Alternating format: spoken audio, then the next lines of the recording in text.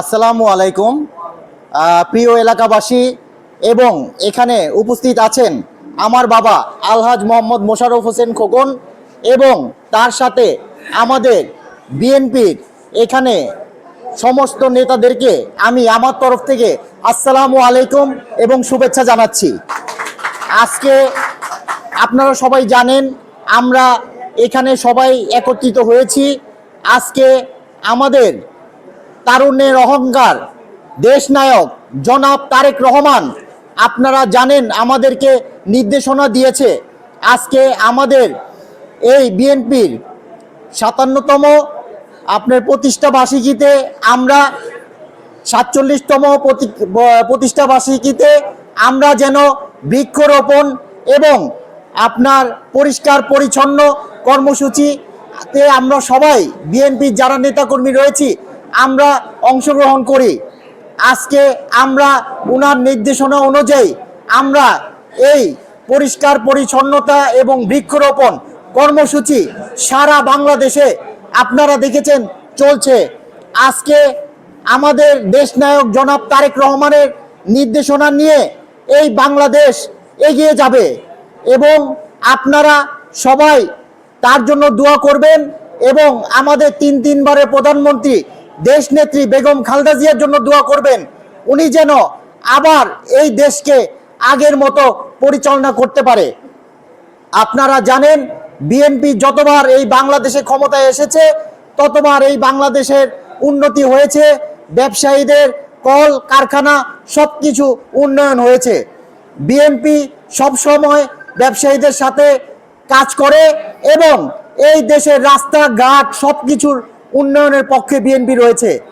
আজকে আপনারা দেখেছেন এই ফ্যাসিস্ট হাসিনা এই ১৭ বছর এই দেশকে দুর্নীতিগ্রস্ত করেছে এবং আমাদের রাস্তাঘাট কলকারখানা সব কিছুর বেহাল করে দিয়েছে। আজকে এই বেহাল থেকে রক্ষা করতে হলে আমাদের এই দেশের জনগণদের কি করতে হবে?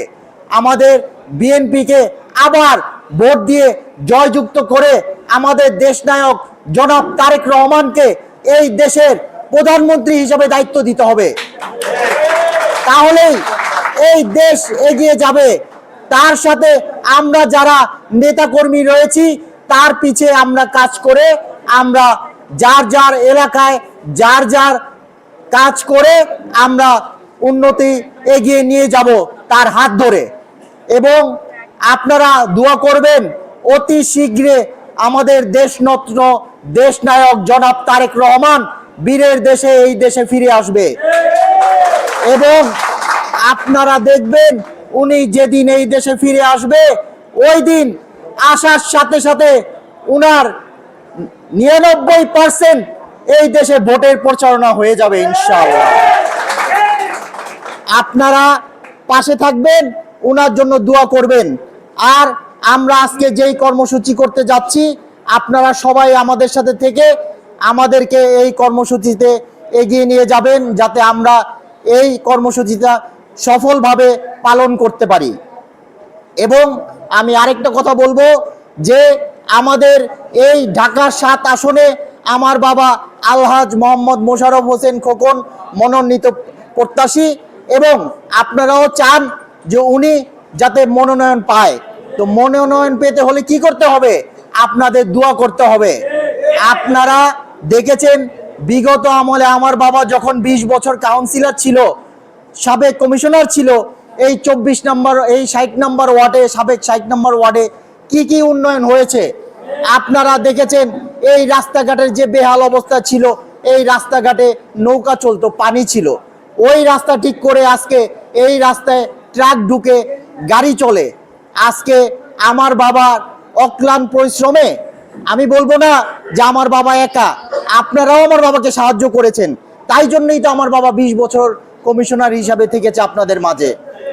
আজকে যদি আমার বাবা ঢাকা ৭ আসনের মনোনয়ন পায়, দেশনায়ক জনাব তারেক রহমান এবং আমাদের দেশনেত্রী বেগম খালেদা জিয়া উনাকে মনোনয়ন দেয়, অবশ্যই আমরা আপনাদেরকে নিয়ে উনাকে এই আপনার ঢাকা ৭ আসনকে আমরা বিপুল ভোটে আমরা উনাদেরকে পুরস্কার হিসাবে হাতে তুলে দিব। তো আপনারা সবাই আমাদের পাশে থাকবেন এবং আমাদের জন্য দোয়া করবেন। আমরা তো সব সময় আপনাদের পাশে ছিলাম এবং আছি, এবং কথা দিচ্ছি যে পর্যন্ত আল্লাহ আমাদেরকে সুস্থ রাখে আমরা আপনাদের পাশে থাকব। আমরা আপনাদের জন্য করে আসছে আমার বাবা, এবং আমাদের ফ্যামিলিও করে যাবে, সেটা পদে থাকি বা নাইবা থাকি, কিন্তু আমি রবিন হোসেন আপনাদের মাঝে সব সময় থাকব। আপনারা যখনই আমাকে ডাকবেন কোনো ভালো কাজে, উন্নয়নের কাজে, আমি আমার নিজের থেকে সাহায্য করব। আপনারা সবাই দোয়া করবেন, এবং আমাদের যে এলাকায় মাঠগুলো রয়েছে আমরা এই মাঠের উন্নয়ন করার চেষ্টা করছি। আপনারাও আমাদের পাশে থাকবেন, আমাদের ছেলে মেয়েদেরকে উৎফুল্ল করবেন যাতে খেলাধুলার মাঝে থাকে। পড়াশোনা এবং খেলাধুলা এই দুইটাই আমাদের ভবিষ্যৎ।